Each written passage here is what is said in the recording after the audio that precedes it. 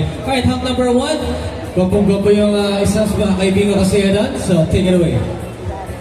Hello everyone, my name is Charlon Bonga. I am 20 years old and I'm from Olongapo City. At syempre gusto ko lang po sabihin, nagpapasalamat ako sa mga handlers and managers sa mga sacrifices nila sa amin. Kasi kung wala sila, wala kami. And of course, please go follow my social media accounts. Charlon Bonga sa Instagram, TikTok, and Facebook. Pare-parehas lang po yan. Maraming salamat.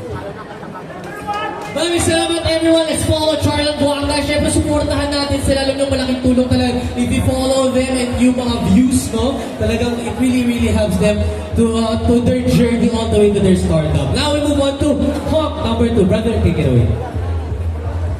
Hello everyone, my name is Denver Bernales. I'm from GMA Cavite, age 18. Nagpapasalamat po pala ako sa kapatid ko na si Danny na sinusuportahan niya po. Siya po yung nagsuporta sa akin na wala po ako dito, wala po siya. At nagpapasalamat po ako sa mga kapatid ko dyan.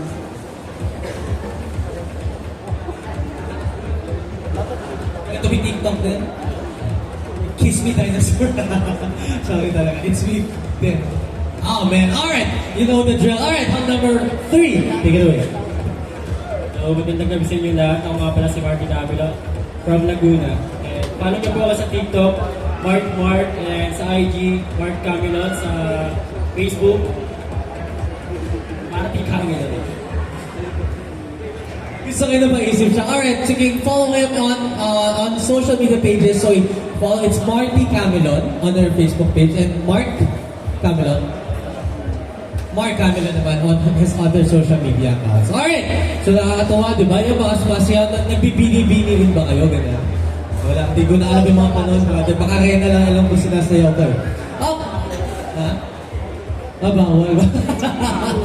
Okay, let's move on to hunk number 4. Brother, ikaw naman.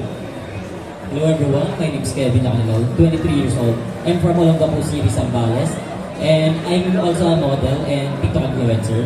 And way back to 2021 and way back to 2021, I joined Mr. Zone Pilipinas, which is national pageant, representing Olongapo City, and 2022 Mr. Grand Philippines 2022.